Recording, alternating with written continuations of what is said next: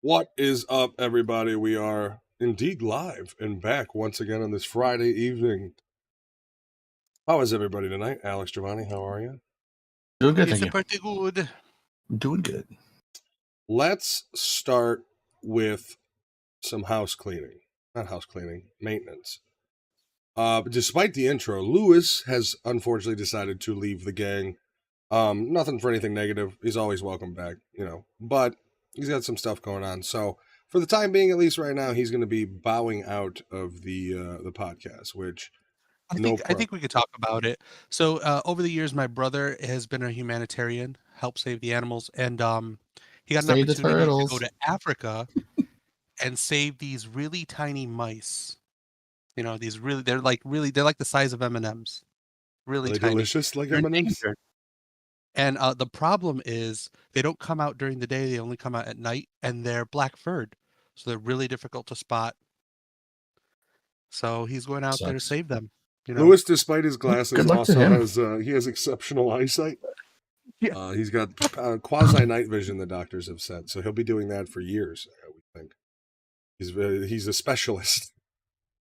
Good luck on your future endeavors. Hunting the tiny black mice at night that are nocturnal for some reason. I've never heard of mouse being nocturnal, but I believe it. But yeah, so going forth, the logo's changed, the screen has changed. We will change the intro, but just so everybody knows, it'll be us three for the time being. Enjoy. We are here. This is you like that one? This is, what I don't have on the screen at all, and I probably should have put on the screen, is some like Valentine's Day images or something, Oh yeah. Yeah, Your little thumbnail on the right side or something like that. I kind of miffed that one up here. It's some flaccid penises in there. I don't know what we're doing. Flaccid penises. I don't follow. Okay. There we go. We got one little guy there, right? Let's see. Can we fit another one in? Ladies like them soft. Let's see. Do they? I've never heard that.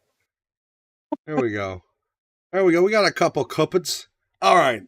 As we're saying, this is our Valentine's Day episode, or as we call it, Wives' Choice.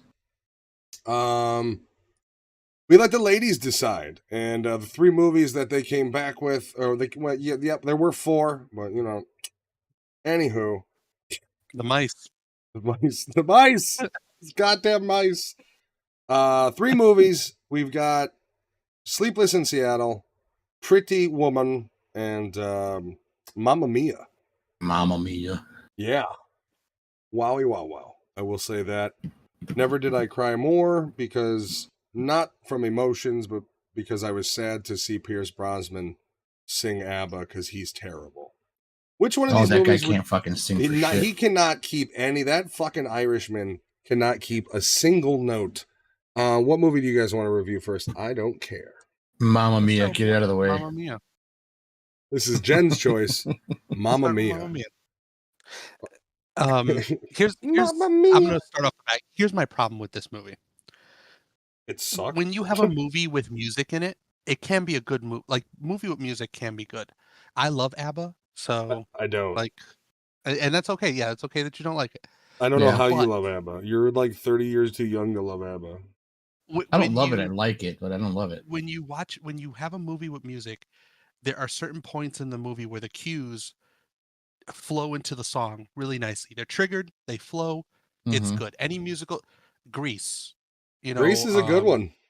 Aladdin, when those songs popped in, they were really well done. Beauty and the live action ones, when they popped in, they were really well done. In this movie, Rent is probably the perfect one. I really enjoy the movie Rent. That's the one where everybody has AIDS, right?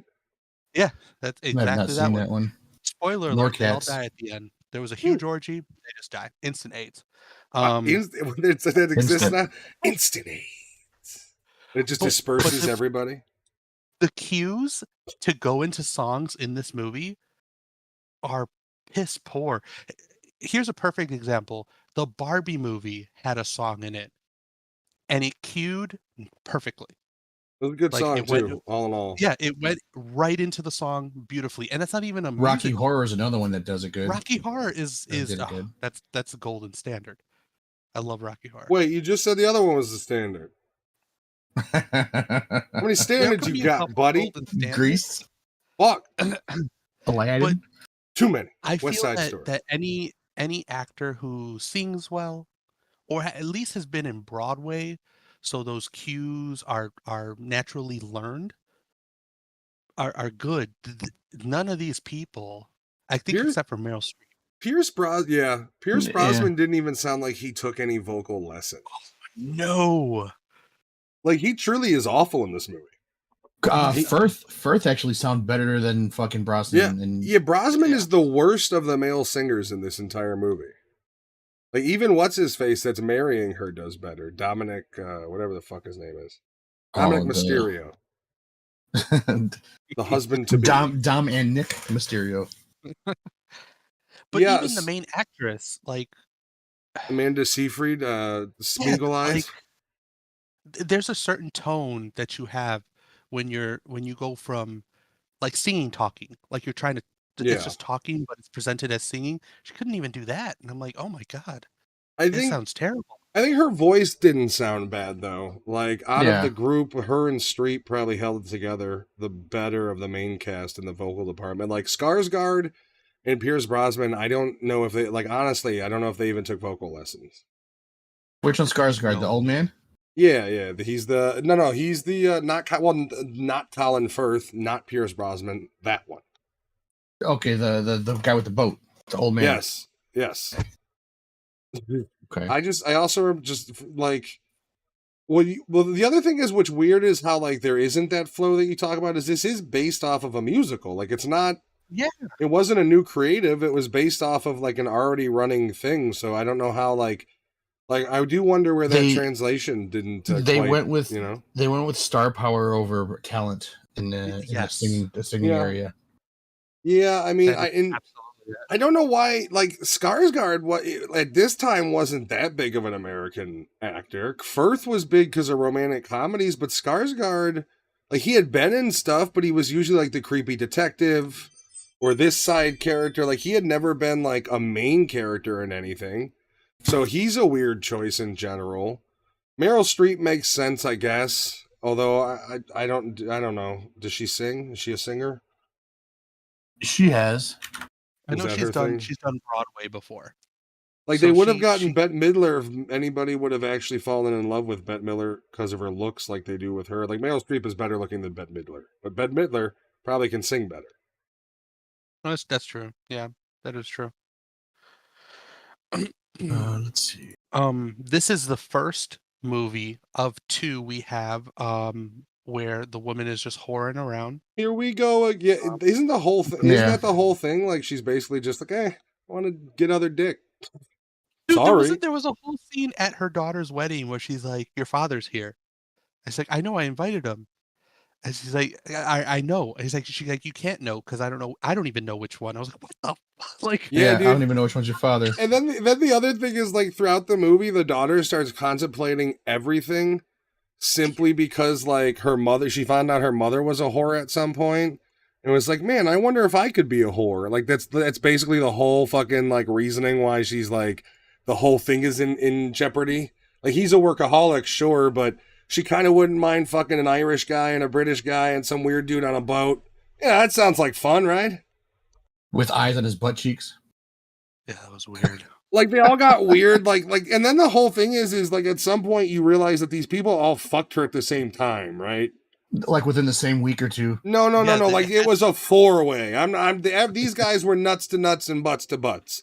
I'm not buying that they didn't all get fucking tripped out on acid and fuck her. Run a train on her. Because you know what? If she can't know after 30 years or whatever, 25 years or whatever it is, that who your father is, because she fucked once again some random Irish guy, random British guy. Like, where are you going to find a random Irish, British, and fucking Irish, or what is Skarsgård? He's Icelandic. I think he's he might be Norwegian. He's the father of Eric from True Blood. Alexander Skarsgård and his brother, the guy who plays Pennywise. Yeah. So I think they're either Icelandish or Norwegian. One of those. They're one of those. Swedish, maybe? Might be Swedish. Anywho. Like, that's just such a weird, like, how did those people even fucking meet? Where's Gothenburg? Dude, I don't fucking know. Sweden. Oh, there you go. Sweden. Fuck, he's like, Where's Gothenburg? yeah. Tell me where Gothenburg is. Country? Nah, What are let you me talking let me about? just. I'm Yeah, just this is where reading along. this is where I just pull down a fake imaginary screen. Put your AirPod or your Apple Vision Pros on, and I'm gonna AirPlay it to your headset, and you'll see what it is. Did you see that they have a setting for when you go to the bathroom? To for what? those. So when you go in there and you sit down to take a shit, your room automatically has a TV in there set up for the bathroom area. Nice. And then you could actually change the background so it'll look like you're sitting out in the open somewhere and fucking just taking a shit. See, the thing about that is if they weren't so goddamn expensive, they'd be really cool to have. Yeah. Like I've seen the demos where they're sitting there with him on, and he gets up and walks out of the room and comes back, and his TV he had is still there, his data's still over. Like the pinning thing in reality is really cool. Although I did watch Casey Neistat's video, and apparently if you sit on the train and it's moving, like your pins don't stay; they can't track it. So that's a problem. You sit on the train and your shit just starts like. Well, that's what happened. He was sitting there, and then the train started to move, and his screens just like disappeared, and then it was like cannot pin down tracking. And it could have been because he was sitting facing the windows. Like I do wonder if he was and sitting there's stuff facing that moved to the background. Yeah, like I wonder if he was sitting facing forward. If that would have helped, if it was just down the aisle. But yeah, he's got the camera and he's watching. He's like, okay, wait a second. And it just fucking goes away because the train started moving. But dude, if they weren't so expensive, like I want one now and they're expensive, but I'm not like, I'm thinking for my use, not for like, oh, I'm going to go walk around the city with $5,000 on my fucking head like a moron. Yeah. No. You notice all those videos are in daytime? There's not one nighttime test in any major city. Wonder fucking why. Can't walk past the tent cities with the fucking air provision on your face. You'll get stabbed.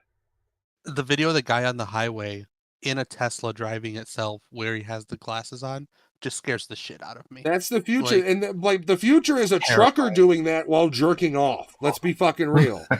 That's the fucking future, right? Like an automated, because they talk about how the trucking industry is going to be Tesla, because you can't really do that in those big. It'll be a Tesla automated in 20 years. The Apple Vision Pro will be $300 like a fucking Oculus 2, and he'll be sitting in his automatic fucking truck that's plotted and everything. He's only there for emergencies, fucking beating off to his pinned Pornhub video in his Apple Vision with one eye on the road. Not really, but you know that's the fucking future. I'm sorry, but it would like my usage is like if I'm sitting in the living room, being able to have like resources from a desktop sort of style at my fingers is nice, or essentially your iPad built into your headset. It's pretty fucking neat to be able to pin that shit where if I've got it on and I want, like the bathroom setting, honestly, is a big selling point. You mean to tell me I could set the background to something different while watching YouTube and shitting? My phone is never going with me again. I won't even touch that thing. But they're really expensive, but they are really Matt cool. Go like this, like fucking more. What is it called? Minority Report. Yeah, exactly. Jen's gonna walk in, and I'm just gonna be like, oh my god. That is Minority Report, though. If you haven't seen Minority Report, there's literally a scene on how they manipulate the system they have, where he walks in and he's just like, "Let me put on my gloves," and he puts them on, and he's just like. I want to watch that movie, man. It's so good. And then he's expanding it, we reviewing next week or end of the fucking that's the next week after that. All right, we'll do a sci-fi day. We do have to schedule disaster movies. We have 3 suggestions. Although there's 3 suggestions. I'm removing one of them, but we're going with the other 2 plus Twister. And I think it's going to be Contagion they requested. What was the other one, Alex? You know, was it Leave the World Behind? Is it Leave the World Behind? Yeah, with Ethan Hawke and Netflix, Julie Roberts. Yeah. So Contagion, Leave the World Behind, and Twister. We will schedule that hopefully for next month. As like a disaster movie episode, but we'll stage them. So this will be disaster movie 1, and then number 2 will be like Armageddon, and well, she also recommended Greenland, or then there was another movie that we did review. Which movie? Core. Yeah. So we'll do like different phased out. But I think for the end of the month, Minority Report we should do, and we should figure out a good sci-fi movie to go with it. I think it'll be a fun sci-fi day. You know, a movie I remember being really disappointed with was that Mila Jovovich movie that came out around the same time as Equilibrium. It wasn't Ultraviolet. Ultraviolet. I remember seeing that movie in the theaters. That movie, I didn't like that at all. Was there? I bought that. Was I there bought a that thing rated twice, and I never watched it. Was there a rated R cut that was better? Because the theater cut was, hey, dude, I didn't like it at all. I thought it was cheesy and just the action was weird. I also am not the biggest fan of Mila Jovovich. Like, in the Resident Evil movies, like, I guess she's all right, but like, I just Dazed and Confused, but I'm not. I liked it because it was based off of a comic and a show, and at the time it was the best we can get. You know what I mean? Like, yeah, I get that, like being a fan of the property, but I don't remember what movie came out before it. But I remember watching the movie in the theaters that came out like a couple weeks before it, and then we went and saw that, and it was just like similar concepts. I'll have to think. Was it Blood Rain or something like that, or no? It was a better movie, and that was the problem. Is there was a movie that came out. I'll have to see what came out that year, but something came out around. Oh, you know what? It also might have been is the trailer for that movie was amazing, dude. They had that like one like Evanescence song or something playing in the background, and the trailer makes it seem like it's all this action, and then like you watch the movie and it wasn't a ton of action, and it was very PG-13. So like a lot of the kills were cut away from. So that's from when I have to maybe watch it again. Maybe so it was 2006. I have changed my taste over the years, so there is a possibility that if I were to watch it, I would have a different feeling upon it. I don't know. I do agree with you. A rated R version of that movie would be it would be perfect. Yeah, I feel like if you the like with the styling and everything, I feel like if you would have had a No More Heroes style violence, like old school samurai, where the blood comes spraying out of them, kind of cheat, like a Kill Bill sort of way, that would have been really kind of cool. And yeah, I don't remember liking it. I'll have to see if it's streaming anywhere, and if it is, I'll have to maybe consider it. I don't even know who Kurt Wimmer is, but apparently he directed it. I don't know. Illusionist came out that year too. The Illusion. I like that movie, Illusionist. You know, I've never seen it. It's a really it's good, yeah. I've seen. I think you'd like that. That's another good one. If you like The Prestige, you like The Illusionist. Okay. I think Prestige is better than The Illusionist, though. Yes, I agree. Absolutely. Prestige is an amazing movie. That is one of my favorites.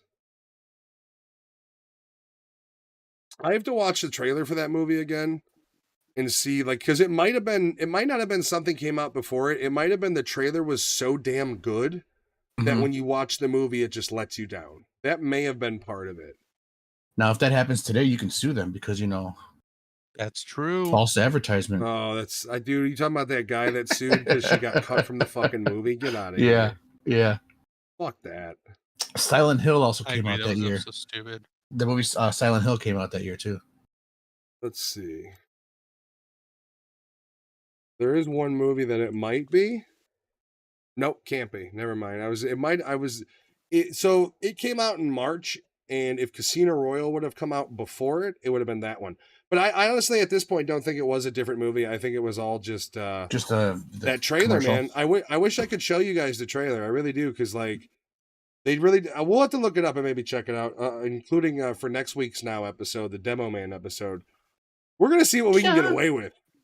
That's another one that I kind of like, in the vein of like Ultraviolet, Demo Man. But it's probably the worst of all of them is Aeon Flux that was also based off of dude, Charlize Theron. Who's Charlize Theron? Is it me, or do I don't buy her as an action hero? Yeah, no, that's what it was. It was her specifically as the main character that ruined that fucking movie for me. Well, like here's the thing, Mad Max Fury Road I think she did that role well, but that role wasn't an action hero. It was a beat to shit prisoner who's fighting to survive, and I think she did that well. But the Fast and the Furious movies are ridiculous to me because she's like secret agent assassin lady, and I just don't see her in that fucking role at all. Like, for one thing, she's a better actress than those roles, like than she deserves. Though, you know what I mean? Like the fact that she's in a fucking Fast and the Furious movie is sickening. The only action movie I think I like her in. The Quick and the Dead. I'm not confusing. No. The old guard, or the old way. You know what? That movie actually wasn't bad. Comic book. Yeah, the Netflix movie. Yeah, she was pretty good in that. But that's not crazy heavy action, and she doesn't do most of the action, if that makes sense. A lot of Like action stuntmen over. and a lot of stuntmen and stunt ladies in that movie too. That is the other thing that's a little bit easy. Like when you watch like a Marvel movie, how do you like? How do any of these actors and actresses do a movie and be like, yeah, that's right, I'm badass superhero? Like it's all CG. Like how do you in good conscience be like, that's right, I'm fucking Captain? At least, well, that's not true. At least dudes like Hemsworth and Evans, they get ripped, right? Like instead, I see her in the gym and it's like, yeah, you're thin and you're in good shape. Like, but you're not Thor. Like fucking But Natalie Portman tried to be Thor and they got her all ripped, and even her ripped is, yeah, it's not. you know what I mean? But It's that's the like, problem, though. Like I still did not watch Love and Thunder. Either I have I. haven't either. But as somebody who grew up with practical effects and appreciates practical effects, it's so sad watching behind the scenes of Marvel movies because Where it's a just wall really to wall green and blue strange. screens. Yeah. Yeah, it's so sad. People walking around with tennis balls. Look here, look here, look Yeah. here, over here. Well, you know what? So what's even sadder is like when you see Iron Man and he's like got the armor up here and then it's just red sweatpants.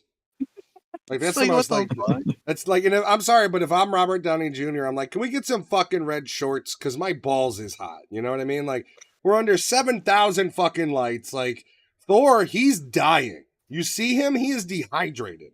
Because Hemsworth's just got all that fucking the suit on and everything. I'll be all right. The hair before he cut. That's the real reason why they cut his hair, because it was so I'm fine. fucking hot. I'm okay. Don't worry about it. We're good. It was in the next negotiation. We have to cut the fucking hair. Fucking Chris. What's the other one? The one that you guys don't like. The Chris. What's his last name again? Evans. No. The Pratt. Chris Pratt is doing Pratt. videos about. I like Pratt. Pratt. I'm not the one. He's doing videos about how he can't eat a snack at night and he's starving because he's 45, trying to keep abs. Like it does not seem to be a fun experience. Like you've got the other dude, the Indian dude, who was in. What was that other Marvel movie that he wanted to Inhumans because of the review. Yeah, he was in Eternals. Eternals. He's in fucking therapy because because of the reviews. Because the reviews are so bad, and he went into therapy. Well, yeah, and then he's like, you know, I put so much work into it. It's like, no. You put steroids and work into your body. Didn't he play a mute fucking hero too? Like he had no lines, didn't he?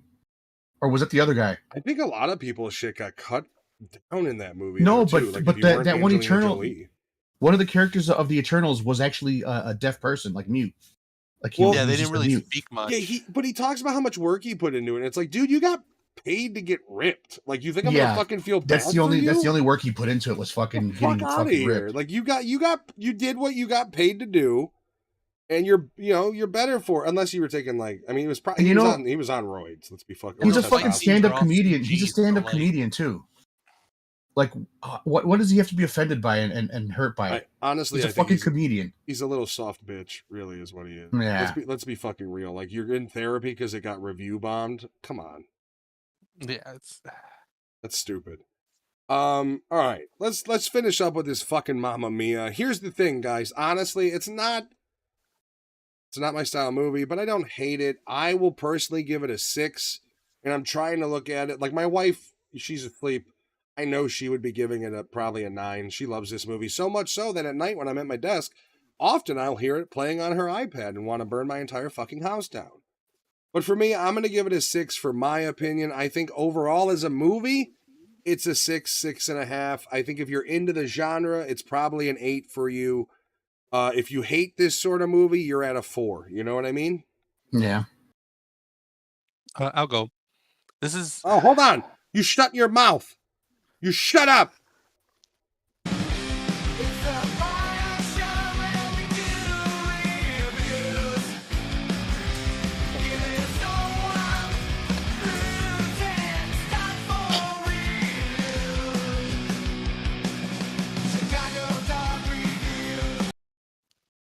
Please continue, Giovanni. Okay. Jen, if you're watching, is Jen watching? She's probably asleep. Okay. She said 10 out of 10. She's watching. 10 I enjoy musicals, Jen. I love Grease. I love Rocky Horror Picture Show. this was a poor example of an executed musical. And this came from a musical. Like, you see what I'm saying? Like, it doesn't work. and it's not, and I love ABBA. I do. I like their music. I enjoy ABBA. It's just like I said, the cues were not, they didn't hit. They were off. And some of the characters, some of the actors couldn't sing. Oh my god! Why did they had cast no Pierce place. Brosnan? Why did they cast Skarsgård? Colin Firth didn't sound terrible. Why those two? He was actually the better out of the male singers. Like, He those two was. are the worst casting in the entire fucking movie. And I think, honestly, I could give it a 10.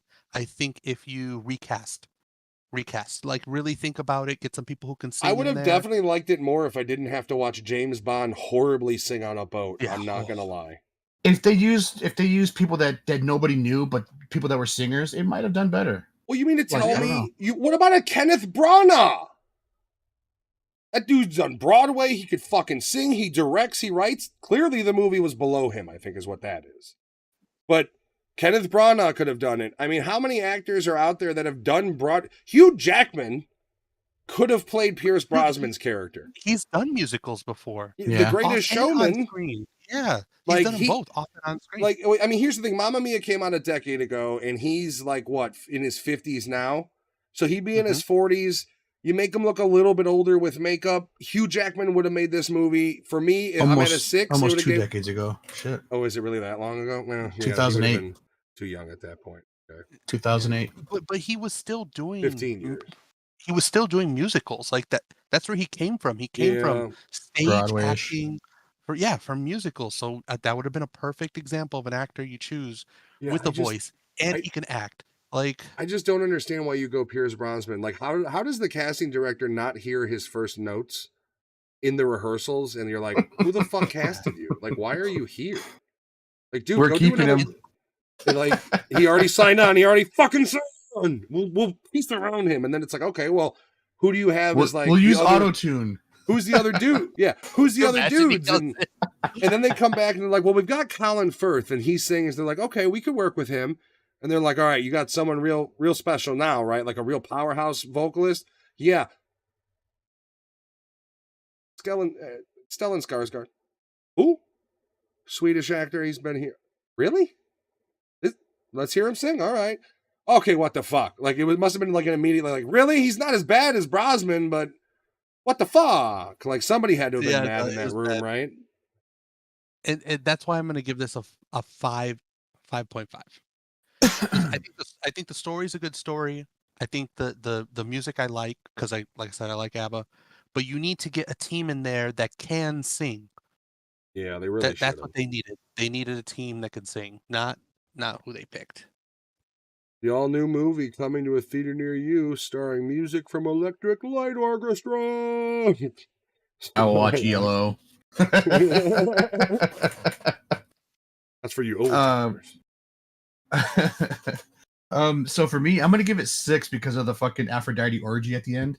It was fucking cool. It was like Ghostbusters 2 when they fucking have the ooze under the ground and it comes up, and instead of everybody being evil to each other, they were all fucking each other or something like that. That's what it felt like. It was very much like somebody watched oh fuck, what is that movie from the 70s where they all end up, it's like got real sex in it and shit. Oh man.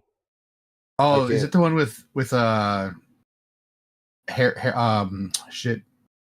You know what movie I'm talking about? There where there's like orgies and shit going on in it.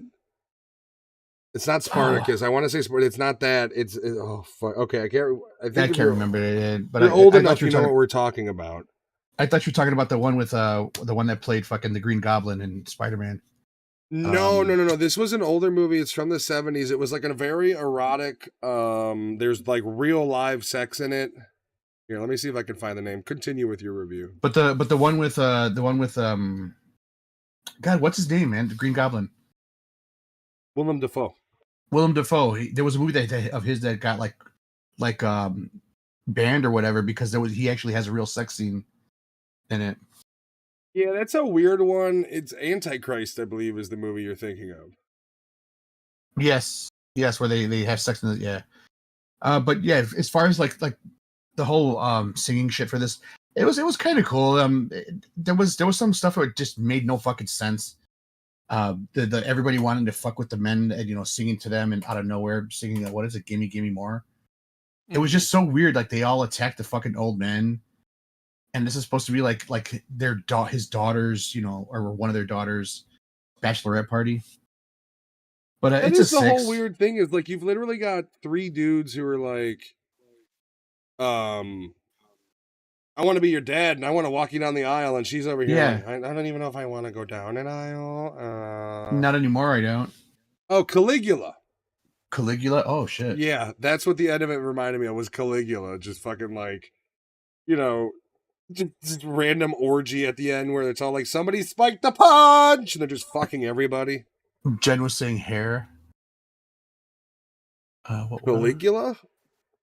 Oh, no. Chelsea Lynn was in a different movie with Willem Dafoe. This one is all in black and white.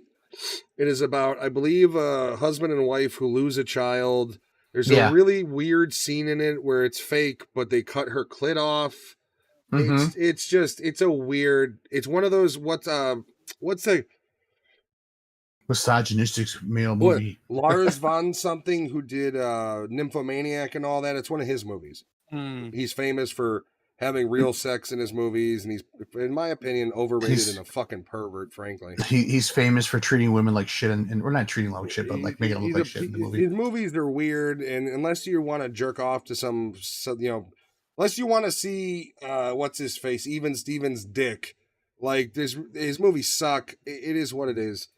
Even Steve. Yeah, because he was in Nymphomaniac. That's actually where he met his wife, by fucking her in the movie. Oh wow. Yeah, but no, he's all mentally there. Yeah. But yeah, oh, go ahead. No, go ahead. I was gonna say this would have been a 5 for me, but seeing Amanda Seyfried's eyes, that makes it like a 6. She gets 1 for the eyes. I think Ted said it best when they fucking called her Smeagol eyes. All right, Smeagol. Throw that one in the dumpster. We're good on that one. What's the next one you want him to do? Pretty Woman. Yeah, Pretty Woman. We all know this movie. This is the movie where a whore gets picked up by a very, very rich man. And throughout the course of the film, through trial and tribulation, they fall in love. And he realizes that he gets a lot of blowjobs in this movie. He does. He gets blown a lot. But no kisses except for the last, half hour. And yeah, that's the whole thing. Is she's a hooer. He picks her up. Throughout the week together, accidentally picks her up. Yeah, because he doesn't know how to drive stick shift in the 80s, and he doesn't know how to get to fucking what is it, Hollywood. One thing I did find stupid was the guy's like, "You've ever driven a stick?" And he's like, "Yeah," and it's like he was raised in the fucking, like, he was born in 58. Of course, he's driven a fucking stick shift. Like, what are you talking about?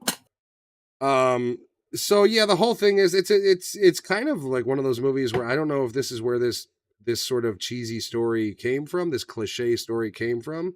Like, this started that part of the genre, or if there was there around before. But yeah, basic concept is he picks her up, pays her for a week to act like his woman because he needs her by the side, realizes by the end he's got feelings for her, and she realizes by the end that she doesn't want to be a whore anymore. It's surprising it took a rich man to make her feel that way. Like, you wanted to be, I know. You're okay, just totally okay to be a whore before she met him, and then after that she's like, I think what it was she lowballed herself. Like, she charged fucking so little. I do like that scene for her services where he's like, she's like, I would have taken 2, and he's like, I'd have paid 4, and walks away. It's like, always the businessman. I didn't dislike this movie. I don't think I'd ever seen it before this in its entirety. Not like sitting down and watching the whole thing. Maybe Jen and I watched it very early on, but I don't think we ever had. Sleepless in Seattle either. Yeah. That was another one. Sleepless in Seattle was like that for me. I don't remember watching the whole thing. Bits and pieces. They weren't in my realm when they were popular. But yeah, no, I didn't hate this movie. The story, story's okay. I think Richard Gere is kind of like the whole thing of, she's like, I don't kiss on the mouth, and he's like, me neither. It's like, what are you fucking Patrick Bateman? He's also a fucking an experience. It seems like in real life too. When this came around, like he was so uncomfortable doing some of the scenes with her. Like, did you ever notice that? Like how he's like he was like didn't know what to do. He's like his eyes opened up. He does play it slightly autistic sometimes in this movie. That is very true. There's sort of like you good, bro? What's going on there? What you thinking about? Jen says Pretty Woman is like the original 50 Shades of Grey minus the BDSM. Fair enough. It's very, very true.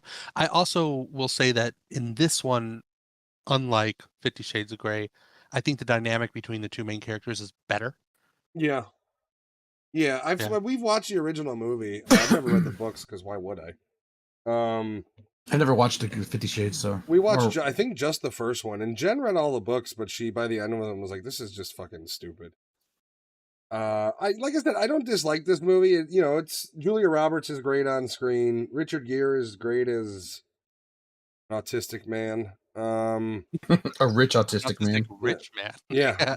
George Costanza is an interesting, slimy character. Yo, yeah, he's a fucking piece of shit. Jason I feel like Alexander. every time he plays a slimy character, he does a really good job. He did, yeah. Even he wasn't slimy in Dunstan Checks In, but I still liked him in that too. Yeah. The two movies I know him from, besides Seinfeld. So like the whole week actually pretty much goes about what's $21 per hour for 6 days. That's to come out to $3,000. That's fucking crazy. I mean, 3,000's a lot of dough back then. Yeah, that's true. I do. Like, also $21 an hour though. That's a lot. I do think the writing's pretty well done. Excuse me, especially between him and her when it comes to like when she leaves finally, when she gets mad at him and doesn't take the money. Mm-hmm. And one of the things he said was like, I never treated you like a prostitute. And when you really think about it, that's fair. Yep. He didn't. Yeah, he didn't. And I would even say like his offer to give her an apartment wasn't really that shitty either. Like, kind of just like that's what rich guys do. And like, it's not like he's married and you're his side squeeze.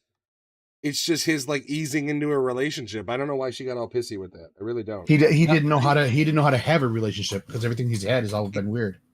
I also like the dynamic from Julia Roberts' perspective. Like she kept, it was weird because she kept trying to be a whore with him. And he kept like, that's not what I hired you for. Yeah. And then through the movie, like she's reminded of, she's like, no, you're just a whore. Like, not from him though. From everyone from else. Everybody around him, yeah. Yeah, around her. So Jen says she was legit skipping pages of 50 Shades of Grey because it was the same smut over and over. She was getting paid to sleep and spend his money. I get it. Like, I understand, like, the whole concept is she doesn't want to be his possession. She wants to be with him. And that's why she got upset. Well, like, there is a fucking reality, right? And the reality that you're in is you are a hooer. You spent a week with a rich guy who you kind of fell in love with, and he's offering to get you off the street. You would be exclusively his plaything. You don't really have to worry about this guy going and fucking around because he's awkward as fuck. He's terrible at relationships. Like, I would have been like, yeah, let's do it. And then hope I can move in deeper from there. I mean, I guess by the end, her, all or nothing approach wins. I think reality, anybody would have taken the like, wait, I don't have to hook and you're going to pay for everything and I'll be your little pet. Okay, I could do this for a while. Was I the only one that didn't believe her when she was trying to be a whore? But everything else, I believed her acting ability. But the whore part, I didn't. The prostitute version of her, like the only scene that was any sort of authentic was like when she reached down and touched his dick, and made the joke of like, not yet, but we'll get it there. Like, that was the only time that she acted like an actual whore. Everything else was more like, ooh, I'm in love with him from like the beginning. Or when she walked into the elevator and says, hot damn, is there room enough here for two or some shit like that? The couch. Now, do you think her kissing him was a test from her of like, if he allows this, then that means he's got feelings for me? When he was asleep? Yeah, the creepy kiss she was giving him. Yeah. She's lucky she's lucky he didn't wake up with an uppercut to her jaw. Yeah.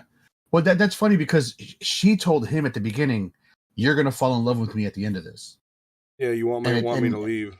Yeah. So, but while he was sleeping, she was like saying, like, I'm in love with this guy. Let me see what happens if I kiss him, and that's what happened. So it was all her. That's weird. I don't I know. think it was a test, but I think it was a test for her. Yeah, Yeah, it if was, she it was had for actual her. feelings for her. Yeah. Yeah, the whole boardroom diamond, and then like by the end of the movie, he wants to work with the company, so she's changed his Mhm. His evil outlook on capitalist stuff. Yeah. ways.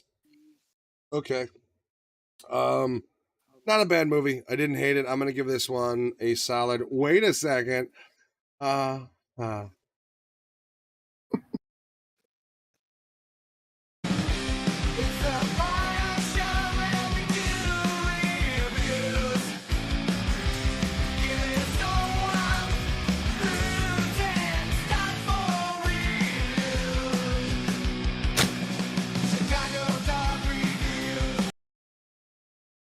as I was saying, this is a solid 7 for me. I understand why movies kind of stole this entire niche sort of like Very much. storyline, Yes. and like you could see where basically every romantic comedy ever spawns from movies like this. You can understand the framework. Very much an 80s movie as well. For me, it's a solid Yeah. 7. I'm going whole numbers this week apparently. Oh. This one, this was my wife's choice. She absolutely loves this movie, and I can see why. Like I said, that their dynamic is really well done. Julia Roberts does not play a good whore, but she plays a really good poor person. Let's put it that Yeah. way. Somebody from the streets. She did that really well.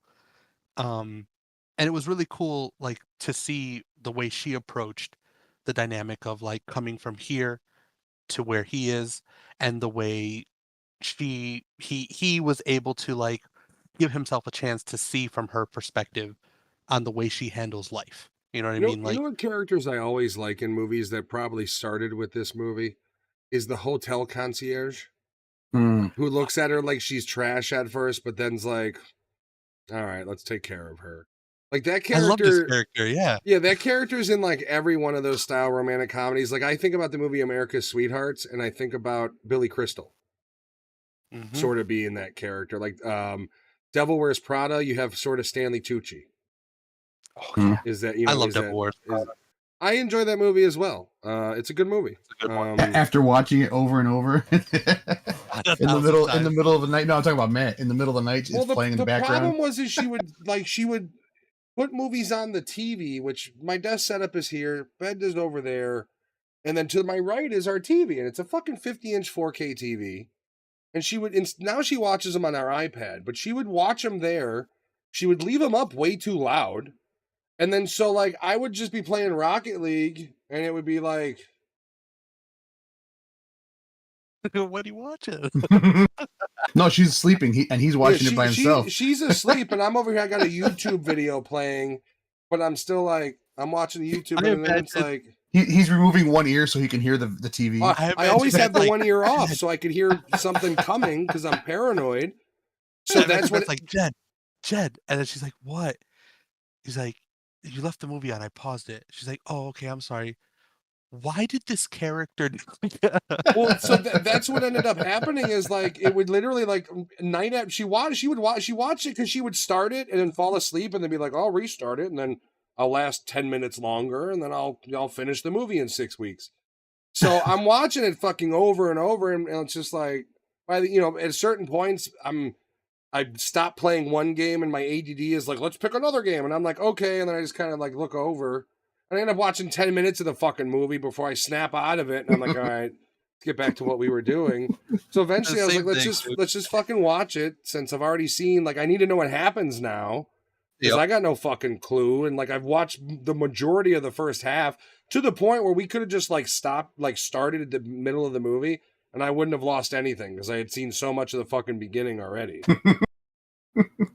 Thank God she watches them on her laptop. So now when she watches Mamma Mia, I'm over here just hearing it coming out of her fucking or her iPad. It's just That's a over in lot that lower. lot lower, and But it's not giant and bright over here. Fortunately, my PC now also blocks everything over there. I could be a Jen guy with said a gun that- The standing there. TV's right here, so when my wife sits there and watches, I do the same shit, dude. Yeah, dude, it's hard.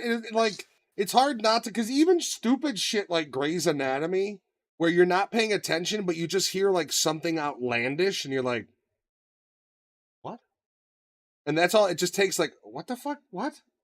Or every And time I I'm walk one- in, like she's watching Grey's Anatomy. Every time I walk into the living room and she's turning it off, I'm like, what lesbian my died wife this just- week? just finished that. My Every wife week just it's a new finished- lesbian dying. The only way people leave that fucking show is people die. Like nobody's like, off to greener pastures. No, hit by a bus. Like, what the fuck? Not like we're right now ER getting chopped up by a watching, fucking helicopter. Or Yeah. killed by a crazy guy who takes everybody hostage. Yeah. She's rewatching Criminal Minds right now, so Oh, so I you're got just you. you're just my knee oldest deep kid in loves bad that show. puns. Looks like he Yeah. really lost his head. It's a gunshot to the head victim. It's like, what the fuck? Yeah. Like, why isn't there ever a detective that's like, what? Why would you say that? Like, we're at work. Be fucking professional. You're a detective. You're a homicide detective. The like, one sorry, thing you about don't like Criminal my Minds, though, that you start to hear is the unsub. Like, I know. Unsub oh everything. god, like, oh, shut the Everything's fuck up with this unsub. I don't even know what that is, and I feel like I'm lucky to not. Unidentified subject. Yes. Oh god. Yeah. Aren't we all So they unidentified say until we're they say identified? unsub When they don't know who if the killer's a 1,000 male or times female, an it's an episode. unidentified subject. I think they should call them blank faces. The blank faces. Mm-hmm. On a blank face on the ground. Who has yet to give their number? Me. So Yeah. I give this a 8. This is an 8. I did enjoy this movie. I will tell you, I watched it for the first time with my wife all the way through. Mm-hmm. Like Sleepless in Seattle. I caught this in bits and pieces. Yeah. But I sat down to watch it all the way through, and I do enjoy it because of the acting, their dynamic. It's a solid movie. It is a solid movie, and I would watch it again. Yeah, I would too. I'm gonna go with a 7 on this. Unlike the movie before, Mamma Mia, like the way the music and stuff was going, it didn't fit right. But like with Pretty Woman, like how things are going, they found a way to keep the lulls from being like lulls Mhm. with like music and transition. They actually found a way to do that shit right, so Yeah. you weren't bored through a 2-hour movie, and I like that about it. One thing I found really weird though is fucking Richard Gere's acting. Like when it came to the intimacy scenes, he was Yeah. really awkward. Like he didn't know what to do because it wasn't a gerbil in his ass or something like that. That's I just a don't know if you know- rumor. It's just a Yeah, oh, rumor. it's just a rumor. It's just a rumor. Never Okay. been proven. Okay, but he just looked like he was just awkward. Like he didn't know what to do with Julia Roberts. He is awkward. And yeah. But I liked it a lot.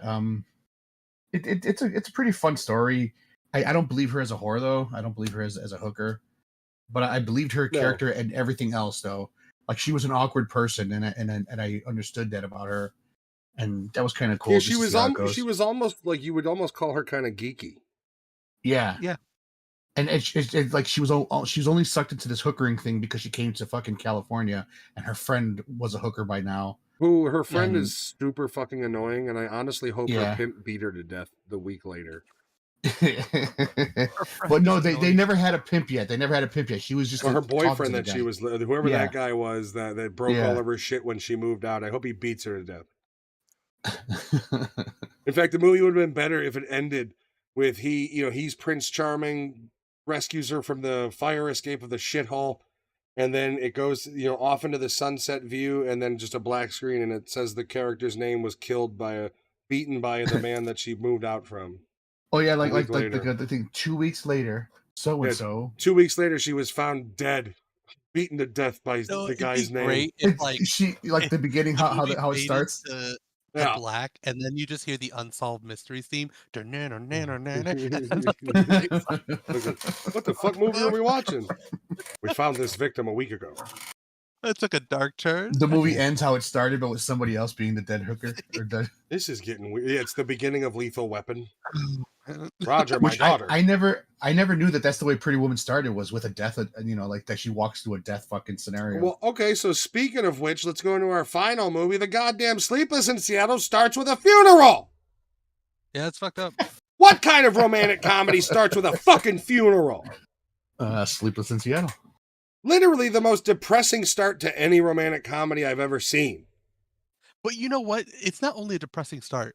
The movie's kind of depressing all the way through. The whole Like, story of his kid being so sad because his dad is sad that he calls a fucking radio psychiatrist.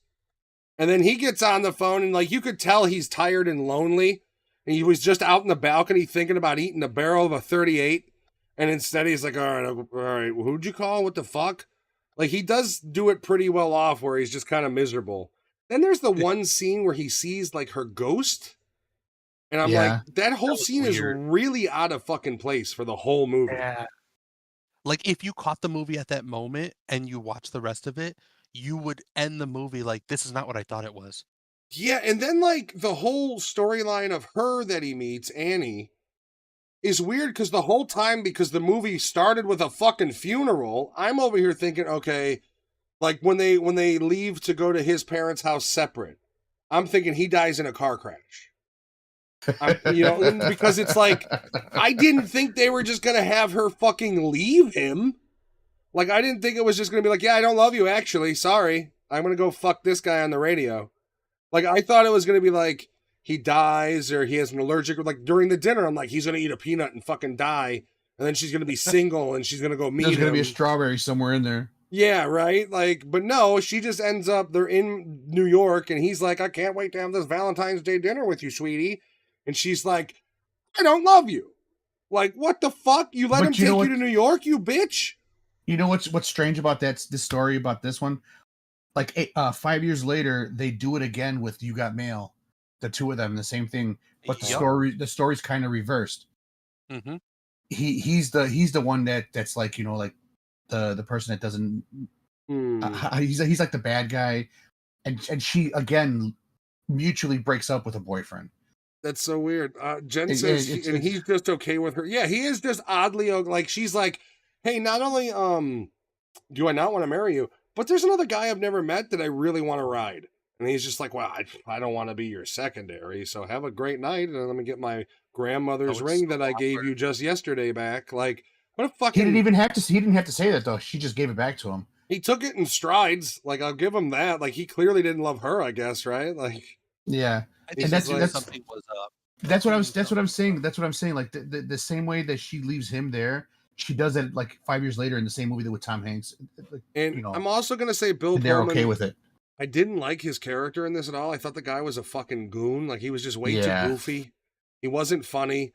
If I gotta have humidifiers and shit running around in my house, like, you're sleeping in a different room.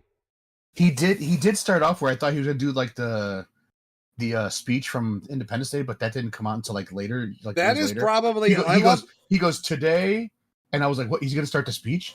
I was like, oh, that hasn't been invented yet. I love Spaceballs, but Independence Day has to be his greatest role, right? Like the president has to be his greatest role. That whole speech he gives. Yeah. For me, it's Independence Day, Spaceballs, and then whatever the fuck else. Yeah. Yeah, whatever else he was in that nobody cares about. This movie, I guess, now that I know he was in it, like, I don't fucking know. While you were sleeping, he was also in Lost Highway. If you listen to the dialogue in this movie, it also throws you for a loop because the movie takes you through, like, when you meet your first love, or when you meet somebody who you know is your love, it's magic. Mm-hmm. Then the son starts talking about reincarnation and how this Annie has certain aspects of our mother. So I thought it was going to be like kind of a magical reincarnation movie. No, the kid's just weird. Casper, that's right. He was in Casper. He was the father in Casper. He was the father in Casper. That's right. Okay. I do like him in Casper. I like Bill Pullman. I just thought he was fucking goofy and dumb in this movie. He was, yeah. And I think he tried too hard. I guess he was supposed to be the comic relief. I guess, yeah. He was. I think his whole character was supposed to be kind of a goofball, and that's why, like, yeah, he was supposed to be like a one-off. Well, you need somebody to make Tom Hanks look manly, right? I thought this movie was a Rob Reiner movie. He was in it. Yeah, he was in it. But I honestly thought this was all Rob Reiner because it's him all over it. Like he must have had something to do with it. Oh, Bill Pullman also has a small role in League of Their Own. So you wonder if Hanks was. Oh yeah, he's the husband of Dottie. You gotta wonder if Hanks had anything to do with getting him in there, or maybe did Gary Marshall direct the League of His Own as well? Because that's, I believe, who directed this. I didn't even look up another movie with Tom Hanks in that one as well. I do like Tom Hanks in this. I do like the relationship he has with the kid. I think the weirdness is like when Annie like almost gets hit by a fucking bus standing in the road staring at the guy. Like she goes from like oh, this cute story on the radio to stalker really fucking fast. Yeah. Yeah, it's super creepy. It gets weird, like she literally becomes a stalker. Where he's seeing her outside his fucking house. He's seeing her here as he shows up to New York. The weird thing he says about when he saw her, he felt like he had known her. And I know that Forever. the whole movies thing is like nothing's a coincidence. You know, this is Yeah. all that sort of thing. I get it. But yeah, just Okay. weird. So this lady actually did Sleepless in Seattle. You've Got Mail, Bewitched. Oh, Gary Marshall, Penny Marshall. This is Nora Ephron. You're talking about the author of the books? She's the writer and director and producer. No. Oh wait, Gary Marshall might have directed something else. He might have did Pretty Woman. Oh yeah, he did Pretty Woman and League of Their Own. Nora Ephron. Sounds like an author of a book I wouldn't read.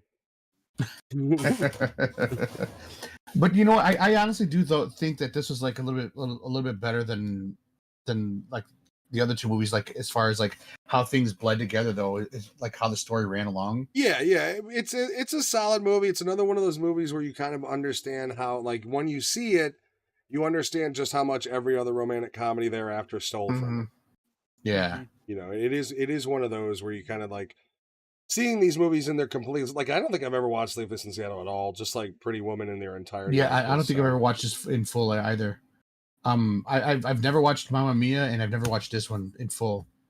But I have seen Pretty Woman multiple times because it was always on TV. It's not a bad movie. I do enjoy it. Tom Hanks does well. Meg Ryan, I don't think she's bad. I just don't see the luster that everybody had for her. No, she's a good actress. She just has a weird fucking walk amongst herself. She looks like she's like always bouncing around. She walks like she's a witch in the woods. It's true though. She does. She walks around like she belongs in fucking Hocus Pocus in this movie. It's really weird. Like she's not almost she's floating almost sometimes. It's just weird. The kid would have had his ass beat after the radio. Yeah. And then flying to New York, ass beat. Like, yes. Here's the problem with the reality of the situation in the 80s. Also having somebody in the house when you're not there, like with the door closed. Yeah, like, no, that what? No, was hilarious. Where his feet scamper as they turn around. The fucking J&J fucking team. And then the father doesn't really close the door; he reopens it. Yeah, like, but the thing about it, if this was the 80s, this is how the ending would have gone. Tom Hanks goes up the elevator, sees his kid, right, and then he hugs him, and then takes off his belt and whips him. Yeah, he starts to pull off the belt, and then the next scene you see is her coming up the elevator, and he's still there beating the shit out of his kid because he realized he's on the roof of a building that nobody else is at, and he could whoop the shit out of his kid for making him buy a flight to New York, making him worried, being stupid in general. So yeah, he's beating the shit out of the kid, and then she shows up, and she's like, "Oh my god!" And he's like, he gives her that creepy look, you know, like he was giving her earlier, and then fade to black with his puffy fucking hair. Yeah, that's also kind of how the movie ended, right? Like they just awkwardly get into an elevator, and it's like, that's it, everybody. Here's a CG Empire State Building. He grabs her hand and they walk out. Yeah, it's also a weird scene because Tom Hanks' hands are surprisingly large. So like when he grabs her hand, it's like, whoa, that's a big fucking hand. Like she must have like tiny baby hands too, maybe. I don't know. It was a weird pairing. How many movies has Tom Hanks been in with his fucking wife that he's never been with her? Rita Wilson? Oh, I don't know. Yeah. A few. Rita Wilson was young in this movie too. Yeah. I don't think there's ever been a movie that I know of where they were actually the couple. I don't think they ever were. No, I actually asked Jen, they've been in movies together. I wonder if they met on the set of this one. Or if they had known each other before that. Like, were they already together, or was this the movie they met on? I wonder. Yeah, which is weird because it does play his sister in it, doesn't she?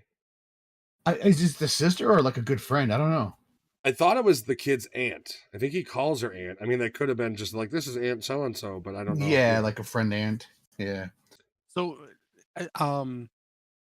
for Tom Hanks and just in the general, Tom Hanks in a movie, what would you consider one of his, not best movies, but a movie you can tolerate with him in it? Because I know I everybody's love a Tom I Hanks love fan. That Thing You Do with him. That Thing You I think Do, I Catch Me think If You Forrest Can is a Gump would good be the one. one that I could tolerate because I Yeah. really didn't like Forrest Gump, but I thought it was a good story. I like It's just Forrest Gump. it was but it was kind of annoying to me, like just like the whole I Forrest mean, Gump what do you mean by talking. tolerate? Because like I'll watch Saving Private Ryan on repeat. That's what I was thinking, like Saving Private Ryan. Are you talking about like a role that he had that wasn't that great? You didn't like him in No. Saving Private Ryan? Well, no. What do you mean by tolerate? Because I don't know. Like I like Tom Hanks as an actor, so I Oh, can I watch like Tom him. He's Hanks all right. movies. Oh, okay, that's what I mean. So like I Yeah. didn't know if we liked him. Oh no, I don't know. I don't have very I many don't know. issues with I him. don't know what my favorite. I even liked him in what is that, Dragnet with Dan Aykroyd. Yeah, with Dan Aykroyd, that was actually funny. He did a lot of Joe goofy versus shit the early on. volcano. Castaway is another good one, but it's not a movie you watch all the time. Like it's if you watch it every few years. No, like with him in it, I can do Saving Private Ryan, A League of Their Own, Splash. Oh yeah, Big's not bad. I like Big. Big Yeah, is like iconic Tom Hanks, though. I think that's what I remember him from. So yeah, I don't know. I mean, Saving Private Ryan's probably one of the probably my favorite movie. That's just because that movie's amazing in general. One of the funny things that happened this week was I what was it, like Monday? Or no, it was Sunday night. For some reason I went to sleep and I woke up at 3:00 in the morning and going into Monday, and You Got Mail was playing, and I stayed up watching the whole thing. And then I was like, wait a minute, I gotta watch Sleepless in Seattle. So this is like 2 fucking Tom Hanks movies I've watched this week. I'll tell you what movie I don't like of his is The Terminal. Yeah. I didn't like that movie at all, and it's not his fault. I just thought the movie sucked. That's the one where he lives in a terminal, right? Well, yeah, because when he was flying around his country went to war. Yeah, and he can't fly home. And they were like they weren't essentially a political prisoner at that point, yeah, because they're no longer a country, so he doesn't have any resident to fly into, and it's war torn, so he's kind of stuck where he is. I didn't like that movie at all. And if he left the airport, he would have been arrested, which they tried to do. I don't remember that one too much. He was doing. It wasn't his fault. It wasn't a good movie. It was one of those ones that like was really hyped but kind of fell flat. It's loosely based on a true story, very loosely based. Yeah, I like Tom Hanks. I mean, I can't think of anything that I've like. He was okay in Sully, but there's Catch Me If You Can, Polar Express. He does like 3 fucking roles in that, but maybe more, 4 maybe. He's a good actor. Like I don't know. When you got it, you got it. Is that how it says? I don't know what he's been in recently. I want to see that Mr. Rogers one with him. Oh, that's right. He was in that, wasn't he? Yes. Mr. Rogers. The one where he plays the boat captain, that one was really good. Yeah, too. Captain Phillips. Yeah, I am the captain now. The thing you do, we talked about it. Dude, the guy who did the role I Am a Captain Now, he was only paid like $30,000. Yeah, and he was supposed to shoot up in stardom, and now he doesn't exist anymore. So I haven't seen Terminal in a while, but when it first came out and I watched, I thought it was boring. On Apple Plus, that movie Finch, I actually know one of the guys that worked on the set of that. So it's kind of funny that he came and visited me right after that movie came out from New Mexico. Did Rusty Grill produce it? No, but he told me that he worked on it. He goes, it was kind of cool. Like Tom Hanks is actually a really nice person. He's like, it's fun to work with him. And I was like, that's cool. He seems like a nice guy. Like there was those photos that came out where like he went to a bar. These guys where the guy was passed out, so he took photos with him. He seems all right. I mean, there's also those conspiracies of him being, a plant. No, starts with a P, rhymes with edophile. Really? Yeah.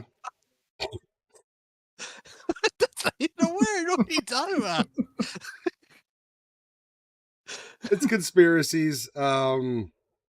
I don't know. Yeah, I don't dislike Tom Hanks at all. I just one of the movies that I'd have to rewatch it. I haven't seen it in years. One of the movies I know I didn't like with him in it at least was Terminal.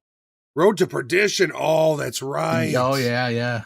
Dude, Lady Killers. That Lady Killers is another good one actually. But I like Lady Killers less for Tom Hanks and more for J.K. Simmons. There's this scene where they're like they're blowing the tunnel and it's just an explosion, and then J.K. Simmons goes, "Oops, blew my thumb off." and it's just blood squirting out of it. The The Green one where Mile, he that's another one. plays the Green Mile. There you go. Thank you. Yeah.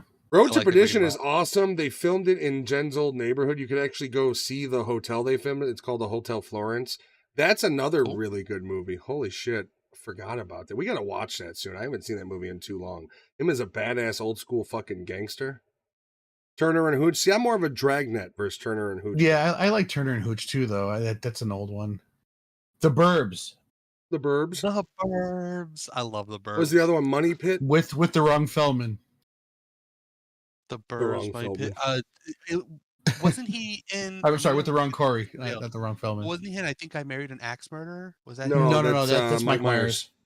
That's Mike. Okay. Yeah. He was in the Money Pit though, Yeah, Money which Pit. is Oh, another yeah, good he was. one with He Shelley was, yep. Duvall. No, not Shelley Duvall. It is weird how he, like, in the 80s was kind of the goofy, like, comedy guy.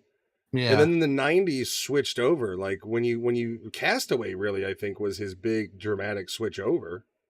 Let's That see. Late was, 90s, yeah. early or Forrest Gump. No, Forrest Gump was before that. Forrest Gump, Nothing I mean, in Common is that's- when he started getting serious. that's probably my top 3. Saving Private Ryan, Road to Perdition, and Forrest Gump. I actually really do like Forrest Gump a lot. Did you ever see Nothing in Common? That's an old one. No.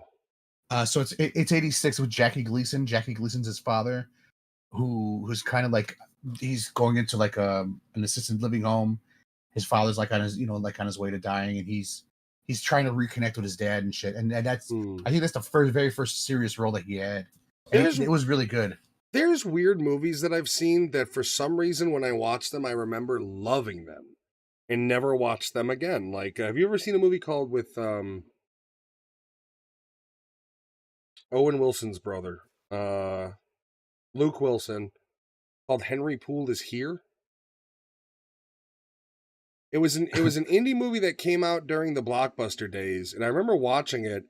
I remember loving it, but have never watched it again to this day. Same thing with a movie. There's a movie called Caveman's Valentine.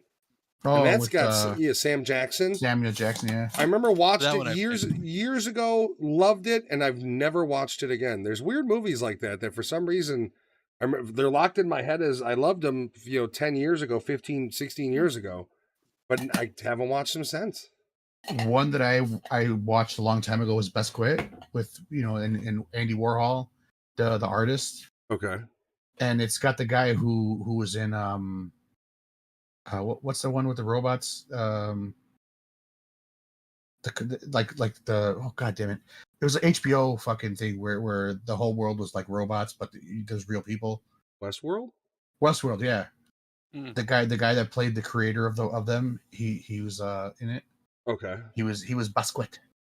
All right. The So artist. next, let's just before we wrap up, before we do the reviews, The dogs. next week we will be doing Demo Man and Equilibrium, and then the week after we're going to be taking the weekend of the first off, and then the week after, I don't know. We are going to do Minority Report. I'm trying to think of another solid sci-fi movie to go along with it. I just had one in my head and completely forgot. Fuck. Unbelievable, Matt. I feel like Alex now. Son It's of a all right. bitch. I can't Before- hear anything before we because do I'm with Britt, but one is hello, Nikki. Sorry, Giovanni, go on. Before we do reviews, I know these types of movies are not completely our cup of tea, but is there a romance movie America's Sweethearts. that's like? Okay, I figured that'd be yours, That's my Matt. favorite. But yeah, a romance movie that you would think this is one I now, like. now, do you want What like was a it? more? Do you want more of a romance movie? Like, do you want like a traditional romantic movie? And because that's really a that. So it's a romantic comedy, but I would call that a comedy / romance movie. What's up, KG? Hey, Because KG. that movie, despite the relationship shit, is just downright funny. And that's just Which a good movie? fucking America's Sweethearts Okay. with John that. Cusack and Yeah. Catherine Zeta-Jones. Yeah. Now, if we're talking like a traditional romantic movie, I don't know. I have two. Mine are probably pretty low on the totem pole. What are yours? It's gonna be A Walk to Remember Jen loves that movie. and Practical Magic. Okay. Those two I Practical can Magic, watch yeah. and enjoy. Does like a 10 Things I Hate About You count? I think that would count. Yeah. Because I Well- actually I like that movie. I don't hate that movie at all. Actually, I like that quite a bit. Yeah, 10 things What I about A hate Knight's about Tale? Because I like that. I like fucking. A Knight's Tale is a good movie, straight up. Yeah, it. I A like. romance movie though? Yeah, because he's Yeah. constantly going after the whole thing is he's pining after the girl. Like he's kind of like Yeah, the okay. slave boy. I love A Knight's Tale. That movie's a The music doesn't make sense about it, but yeah, but it fits though. It fits yeah. in the movie. Like, yeah. Like, well, It's just weird how they incorporated it. yeah, somehow. it makes no sense how you like it's supposed to be medieval times. You've got Queen playing. Yeah, no, I agree with you. But you don't they don't really hear it, but you hear the. Yeah, it's just for the movie's sake. Yeah. America's Sweethearts is probably my favorite romantic comedy. That's just a downright funny movie. I would count that. Yeah, that works enough. But things like also like a movie like Clueless, if that counts, but that really I don't think should, right? I don't think Clueless should count. It's is it well it's not a romantic movie. No, but it's not because the only not real a romance romance. like you have the relationship dynamic between her and Paul Rudd, but it's not really a romantic comedy. I wouldn't say. I'd say that's more of just a comedy with like a relationship dynamic. At the end, Yeah, that's how I would put it. What about you, Alex? What- What do you got? Yeah, I said what's it called Knight's Tale. Okay. Let's see. Yeah, I don't know. I'd have to think about like what other ones. Oh, you know what's a good one? It's not. It's a romantic comedy / action movie. Is Night and Day with Oh, that is a good one. Tom Cruise and Tom yeah, Cruise that, and that's actually I want to watch. is that I love Heigl? that Is that Heigl or is that no? That's who's something the about girl? Mary. Something about Mary. Cameron Diaz. Yes. Yeah. Okay. That movie's actually. It's a weird movie because it goes in between like them kind of having like falling for each other scenes to him murdering 3 guys. Like there's a whole car chase where like, and the movie purposely does it. We need to review this movie at some point because it's interesting how they make it because they purposely do it where like they're in a car chase, but it's kind of exhilarating for her and she's still kind of in this aura of like, who is this mystery man? And then the car chase ends and he's like, June, we're okay, June. Steps out of the car and then murders 4 soldiers that are chasing him. And that the entire movie's got that like the beginning of the movie starts with they're on a plane, he drugs her, kills all the bad guys on the plane, jumps out of the plane, and then it crashes and they land into a field. Like it's got such a weird dynamic to that one. That was one of those movies. It's just our first date. He drugged me. Basically. That was one of those movies I put on like I was sick one day and I'm like, let me watch something I've never seen before. And I put that on and I was like, why was that a good movie? Like, right? What happened? We could do it because it had the power of Zeno in it, man. So I had the thought of that was the one movie I had the thought of, but my question is because my initial thought was Minority Report and District 9 for next week, but hold on, and we will get it. We will get it in soon. But here's my thing: we're doing District 9. Do we do the whole trilogy of Elysium and Chappie? No, it's automatic yes. Okay, so then my next question is, do we do a double dip Tom Cruise next week? Oh, that'd be nice. Minority Report and something else, whether it's Night and Day. I don't want to review Vanilla Sky. I don't like that movie. I can tolerate it, but I don't like Vanilla Sky. If it's on, weird. I'll watch it. I really don't like Minority Report, but I can't. I can't do both of those back together. When was the last time you watched Minority Report? It's probably been a while. It has been a long time. It's just something about fucking Cruise in that movie, and then the whole thing with the fucking face thing when he did that, and that and Vanilla Sky together would be fucking weird. Maybe it was because when I first watched Minority Report, I thought it was weird at first too, but that's because when I think of Tom Cruise, I think of Mission Impossible and nothing else. Like that was it for me. Yeah. But now when I watch, if we watch Minority Report, I'm gonna think of what's her name as fucking this chick from Walking Dead. Yeah. You are a crass man, and you deserve a crass reward. And she gets butt naked to animal fuck him.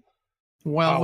Look what the cat drug in. Fabian. What would be a good Tom Cruise movie? Let's do a good one, right? Like we can do Mission Impossible 1. Risky Business. Just kidding. No. We're not doing Legends of the Fall either.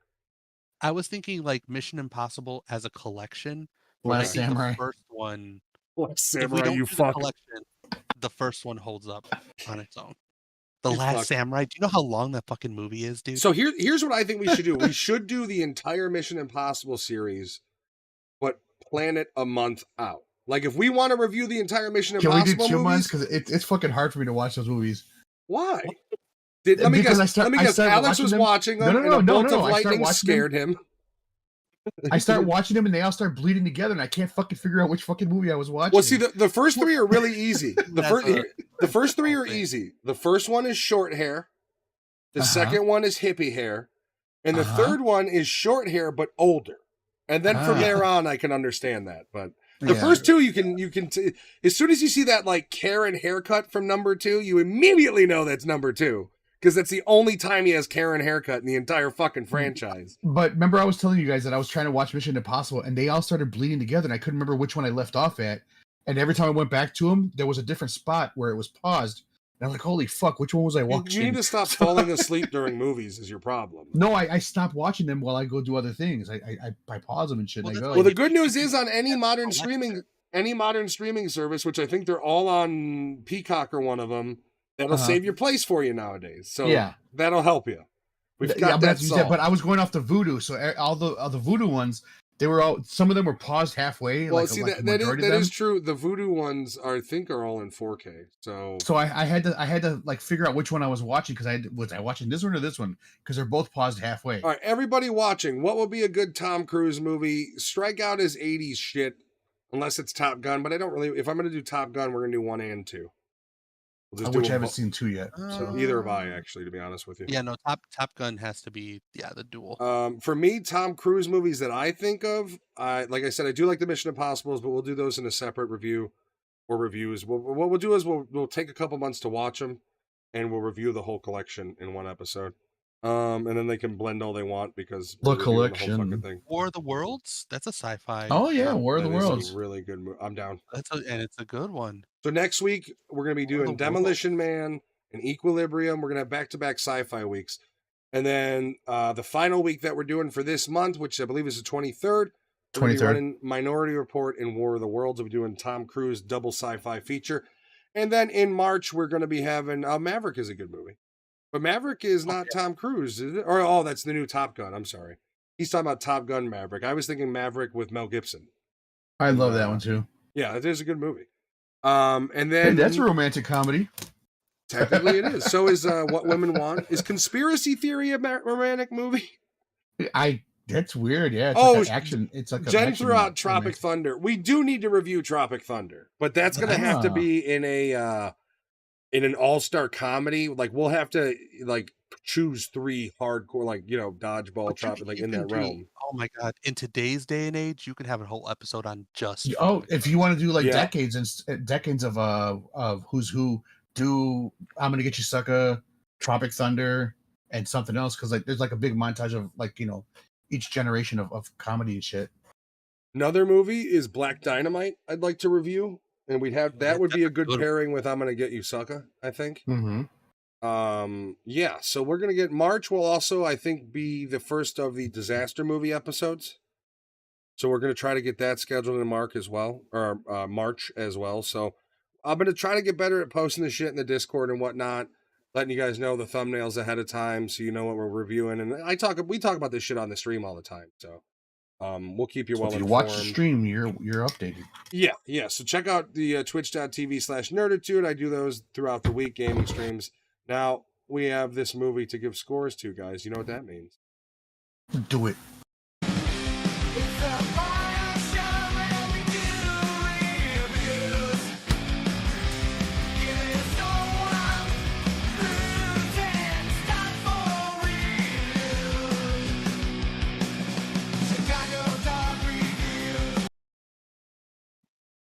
It's just fucking ridiculous. It just started for me. It's just ridiculous. Okay, so I'll start. This one for me, I'm going to give this one an 8. I think it's a solid movie. I think both Pretty Women and this movie, because I had never seen them and seeing them now, you understand essentially how every other romantic comedy after these movies sort of stole from them. Like these are kind of the groundwork, sort of movies. It's an 8 for me. It's a solid movie. It's well acted. predictable clearly, but every single one of these usually is, and they have to be, right? It's predictable as in there's only two outcomes: they get together or they don't. Like the whole Right. movie is moving towards that. So one way or the other, you're going to predict it. I didn't hate it. It's a solid 8 for me. I don't know if I'd watch it again right away, but I wouldn't, like, if Jen, down the line was like, "Hey, I wouldn't be against it." I didn't dislike it. I generally like the actors that are in it, except for Rob Reiner. Fuck that guy. But yeah, 8 for me. I'll go. I'm gonna agree with Matt. It's an 8. You and I have been like almost on everything tonight. Great minds.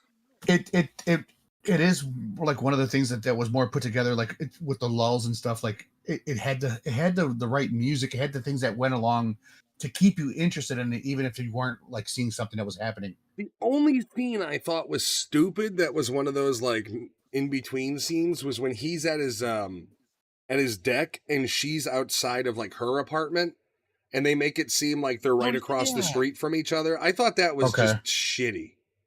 Oh It yeah, was because they've never met. So And it's they're also in different time area, times. Yeah, the whole thing was just weird. Jen does bring up a good point. Technically, it is a Christmas movie. Which one? I mean, the beginning is in Christmas. Sleepless in Seattle. Oh yeah. That's right. So technically, It a Christmas movie. It ends in February. Yeah, time around the holidays. Yeah, it ends in February. So I think if you really want to shoehorn it in, you can definitely pop this into your Christmas movies list. Mm-hmm. One of the things I found funny was Jed's Jonah's mentioning of Jed with the hot box, seeing the women scratching the guy's back when they're having sex. I was like, this sounds like fucking 80s. That whole scene is funny because it's very like up front where he's like, "Are you gonna have sex?" And he's like, "I hope so." Like he doesn't pull any punches with his kid. Like it's not the fact that the kid's asking the question. It's the idea of like, "Yeah, I hope so, dude." That's like one of the whole points, right? Like it's such a weird response to give your fucking under 12-year-old kid. But conversation and when they have the argument just before he gets on the plane, they're arguing like an old married couple. Yeah, I'm gonna go get laid is what I'm gonna do. And he's like, I heard 6 or 7. He's like, 8. It was 8. Like, yeah. It is funny because he treats like his kid as just like an older dude than what he is, which I find odd. But that's just one of the things. Like after a year and a half of being the sole parent of him raising his kid, there is a certain simpatico relationship. The relationship developed that way. And it makes sense because I know the scene where he's got his little girlfriend is supposed to be like, even this kid's getting action and I'm not. But it also just I think another purpose for that scene is for them to kind of go like, they're both learning. Like the kid is learning that he likes girls, and that he wants to be part of that. And Tom Hanks is now learning that he wants to be part of that again and meet women again, but it's just hard. And I think it's interesting how they kind of showcase, like it's all about Tom Hanks's journey, but those scenes of showing the kid's journey of like finding out that about girls and having the girl best friend who they're hanging out in the room together, listening to records. I find that cute and sincere too, and it kind of doubles almost Tom Hanks's. And the kid's smart. The kid is very self-aware for 10 years old or whatever he is. They're both fucking criminals at J&J. Why? Fucking Jonah and Jessica. She fucking goes into her mom's or dad's fucking computer and fucking books a fucking ticket. Well, like nothing about the computers are real in this movie. Like when she just /find and puts in a name, and it's like, by the way, here's all his data. Like, I'm sorry, no, that wasn't a thing. The internet wasn't even fucking available. What are you doing? Yeah, that's right. Solid black screen, just letters. She's basically playing Fallout at her desk, and she's like, let me find this. And it's like, no, that's not how it fucking worked. Like, what is this? Like the nerd in me watching it was fucking like, green and black back then. Yeah, everything is Fallout. Everything is running on a fucking floppy disk, fucking 8 by 8 fucking floppy. Hold on, let me change the floppy disk. And I bent it, son of a bitch. Remember the thin metal? If you went to and you bent it just a little bit, your floppy stopped working. Dude, fuck floppy disks. I had a dot matrix fucking printer, man. Come on. Oh God. And I printed that fucking on a carbon paper, so I got 2 every time I printed stuff out. What are you printing? It's only going to be 10 minutes. Hold on, just 10 more. Yeah, no, fuck, firebomb those things. Floppies, there were points where if you dented them in a certain spot, and you put it into the computer, it would not come back out. No, You it know, would, it's and like- then you would pull it, and it would break off inside of the fucking drive. Would be the metal piece, dude. They were the flimsiest pieces of shit in the world. Like And they were the Vita discs were better made, and that's what was it? saying a lot. They would only hold like fucking what 20 megs. Like Oh, it not would be even like, that. like the smallest amount of fucking I space. think original floppies were like 2 meg or 3 meg, tiny. Oh Just god, nothingness. Oh, you Wouldn't can even only fit a save text. song. Only save text on there. Maybe. so I don't know. Depending how big your text file is, maybe. We'll see. We can try. But All right. I give this one an 8 though. Your turn, Giovanni. same. It's a solid 8. This movie is not what I remembered, and Alex was mentioning it earlier. I kept confusing parts of it with You Got Mail. That's what it was, and it's because it was the same cast. Jen, Same Jen team. confused But this also movie the with roles While You Were reversed Sleeping. though. Yeah. Yeah. Jen starts to. I was like, I've never seen Sleepless in Seattle. And she starts describing While You Were Sleeping, and I'm like, I'm pretty sure you're describing, because she's like, no, he falls off the train, wakes up, and Sandra Bullock, and I'm like, that's While You Were Sleeping. And she's like, no, wait, it is, isn't it? Yeah. That's funny though. That those are these are my wife's 2 favorite movies. So Sleepless in Seattle is my wife's, and then so is While You're Sleeping. Those are her 2 favorite movies. Another Bill Okay. Pullman movie. Another Bill Pullman Yep. romantic comedy. Yep. With but Sandra Bullock. But in the second one, he's actually the Sandra star Bullock. of. Much better. Say what you want about all these other stars. Sandra Bullock in Demo Man is hard to beat. Yeah. She's goofy, she's geeky, she's cute, she can karate kick people in the she's face. kind of sexy, yeah. When she's doing her whole sex scene, Like, that's the thing, is everybody idolizes, like, yeah, the no, Flash man, these sex scene. Kate, Brie Larson is she's empowering, and it's like, you do realize in movies like Demo Man, you had a Speed. strong female lead kicking ass, and you just fucking ignore it. Like, I Speed don't as care. well. Speed, yeah, Speed. She Even though she was behind the wheel, she was kick ass. like, and that's the thing where I'm getting tired. Like, and it's an old trope at this point, but this idea of like, we finally have strong female leads, and it's like, that's funny, because I grew up with Sarah Connor. I grew up with Ripley. I grew up with these powerful characters. I always had powerful female characters in my fucking movies. To be fair, And you confused it with When Harry Met. I did. You're right. Okay. I did. but I can see how you can do that though. I did. Also, Meg Ryan, right? another fucking female empowered movie is Net. The Net with Sandra Bullock. Sandra Bullock. See, And there's also I actually like that one. Oh, dude, you said The Net. Now I'm thinking of weird ass movies. Like, we need to review 2 movies, maybe together. Conspiracy Theory is one of them with Mel Gibson, Julia Roberts, and the other one is Johnny fucking Mnemonic. Oh god. Keanu Reeves, I've never watched Ice-T, that movie. Henry Rollins. Yes, that is a weird steampunk 80s punk movie. Yep. That movie's fucking awesome. We need to I need to buy it, and we need to review it soon. I think I might own it somewhere. It's on really one of them. good. Yeah, here's the thing, guys. We're a man down, and we're changing things up. We changed the live screen. That's going to evolve even more. I'm not happy with the way it looks. We're going to change that up a little bit. I'm in borders and stuff like that. We're open to new movies and stuff like that, but we want to go full steam ahead in movies that we can have discussions that we actually are passionate about. And hopefully next week is a great example once we dive into Demo Man and Equilibrium. And we want And movies Gun like Kata. Is it plausible? Is it real? No. I just love a face get sliced off. Okay, There is nothing real about guys fighting like this. It's Gun Kata, man. I don't know, man. It's Gun Kata. There's nothing real about this at all. It's fake as fuck, but it's still fun. That whole movie though is very reminiscent of Fahrenheit 451 though. Oh yeah, well, that was the weird thing about it, is when it came out, it's like, you've seen The Matrix, because it was after The Matrix, but it legitimately has less to do with that than Fahrenheit 451, 1984. Like, that's what Equilibrium is. It's a dystopian future where people aren't allowed to feel, and he is an agent, not only a agent, but a special death dealer agent of the government that one day fucks up, doesn't take his pills, and starts to feel and goes, holy shit. Mm-hmm. And then not only at the same time, we'll go next week, but at the same time, he's starting Kung to Fu. at the same time, he's starting to feel, and then they kill the chick that is helping him feel right before his eyes, and he kind of goes from like, and there, we'll go into it next week. We'll go into the whole fucking so good. We're going to watch it next week. We'll review it. We're going to review and watch Demo Man. I'm going to make Jen watch Demo Man again because it's amazing. And I'm going to Clockwork Orange her eyes open. I don't care. I'm going to figure Do it out. it. She won't get a chance to sleep because I'm just be air horning in her ear the whole time. She's going to stay up and watch it. All right, everybody, we're done. We'll see you next week. Happy Valentine's Day. And yeah, we'll be back with you next week. I hope you enjoyed. If you have not already, like the stream, subscribe if you're not, all that shit that goes along with this shit we do. Thank you so much.